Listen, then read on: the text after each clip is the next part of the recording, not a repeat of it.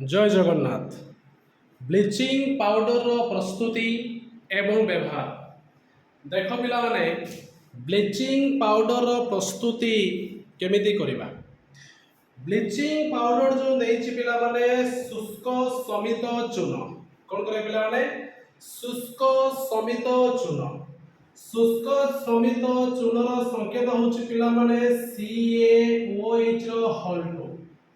शुष्क समित चूर्ण जो पिला देछि CaOH रो हल्टो जहाँ को कोन कहते कैल्शियम हाइड्रोक्साइड तार रासायनिक नाम। शुष्क समित चूर्ण को जदि आमे क्लोरीन गैस सहित रासायनिक प्रतिक्रिया करिबा काको शुष्क समित चूर्ण जहाँ को आमे कैल्शियम हाइड्रोक्साइड बोली कहूचे। कैल्शियम हाइड्रोक्साइड को क्लोरीन गैस सहित रासायनिक प्रतिक्रिया कले तेबे कोन मिले ब्लीचिंग पाउडर। ब्लीचिंग पाउडर संकेत हैला CaOCl2 कोन मिले ब्लीचिंग पाउडर। ब्लीचिंग पाउडर संकेत होछि पिलाने CaOCl2 ताको ब्लीचिंग पाउडर बा तार अन्य नाम होछि कोन कैल्शियम ऑक्सीक्लोराइड। तार अन्य नाम होछि कैल्शियम ऑक्सीक्लोराइड। कैल्शियम ऑक्सीक्लोराइड बाद आपण कहते ब्लीचिंग पाउडर कहा जाए एवं से आउ गुण उत्पन्न होता है जल उत्पन्न होता है। ताहले ब्लीचिंग पाउडर प्रस्तुति होछि पिला माने कैल्शियम हाइड्रोक्साइड बा शुष्क समित चूर्ण को क्लोरीन गैस सहित रासायनिक प्रतिक्रिया कले ब्लीचिंग पाउडर एवं जल मिलता है। ब्लीचिंग पाउडर संकेत होछि पिला माने CaOCl2 रासायनिक नाम होछि कैल्शियम ऑक्सीक्लोराइड।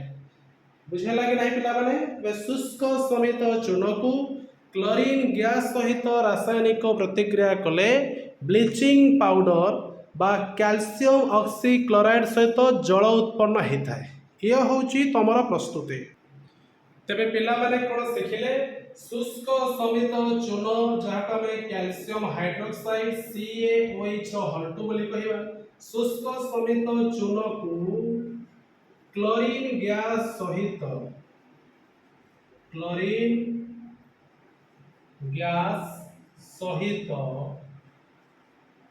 रासायनिक प्रतिक्रिया कले क्लोरीन गैस सहित रासायनिक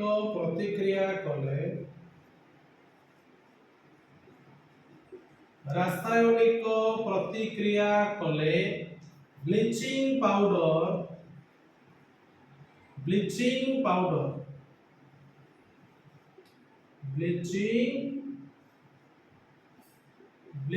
पाउडर ता संकेत होछि पिला माने CaOCl2 ता रासायनिक नाम होछि कैल्शियम। ता रासायनिक नाम होछि पिला माने calcium oxychloride. Calcium oxychloride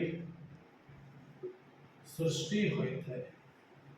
calcium oxychloride सृष्टि होता है। ताहले देख मिला कोन दैछि शुष्क समित चूर्ण जहाँ को हमें कैल्शियम हाइड्रोक्साइड बोली कहिता। शुष्क समित चूर्ण को क्लोरीन गैस सहित जदि हमें रासायनिक प्रतिक्रिया करिबा पिला माने तबे कोन हबो ब्लीचिंग पाउडर जहाँ को हमें कैल्शियम ऑक्सीक्लोराइड बोली कहिबा। तो ब्लीचिंग पाउडर तबे प्रस्तुत होता है। CaOH हल्टू क्लोरीन गैस सहित रासायनिक प्रतिक्रिया कला तेबे कोन हैला कैल्शियम ऑक्सीक्लोराइड प्लस होची के पिला माने जल उत्पन्न हैला। ये होची तमरा ब्लीचिंग पाउडर प्रस्तुति। एबे तर आसी व्यवहार गुडी कोन कोन जानिबा। देखो पिला माने ब्लीचिंग पाउडर व्यवहार गुडी कोन।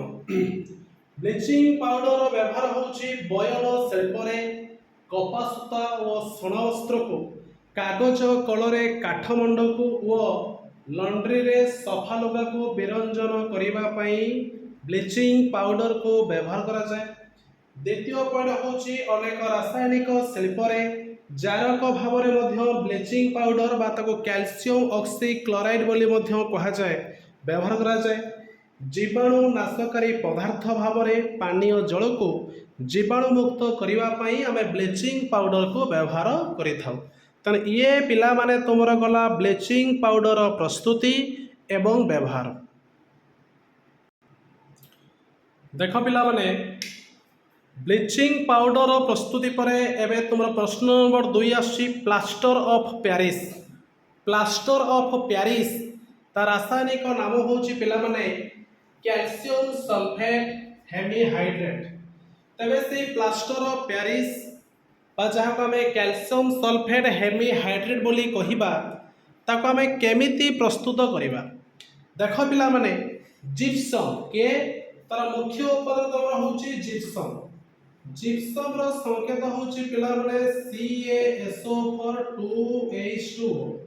देख पिला माने जो जिप्सम जो देछि जिप्सम को जदि आम 373 केल्विन तापमात्रा उत्तप्त करिबा तेरे तुमरा जो जिप्सम ता जो पिला माने देछि जिप्सम को आम कोन करिबा 373 तापमात्रा उत्तप्त कले कोन करिवो ता जल अणु को हरेइबो। कोन करिवो जल अणु को हरेइबो माने होछि 3/2 H2O।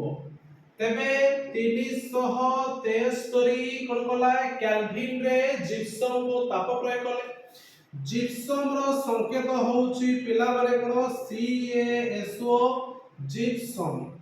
जिप्सम जिप्सम रो संकेत होछि पिला माने CaSO4 जिप्सम को जदि आमे 373 केल्विन तापमात्रा उत्तप्त करिबा तेबे से जल अणु हरै के हम कोन दबो प्लास्टर ऑफ पेरिस जहाँ को आमे कोन कहबा कैल्शियम सल्फेट हेमीहाइड्रेट बोली कहबा।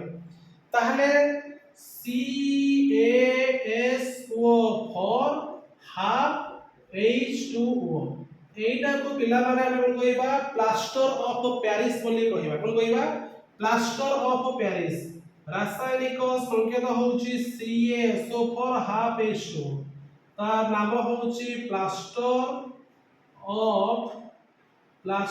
Of Paris. ते प्लास्टर ऑफ पेरिस बोली ताको हमें कहबा।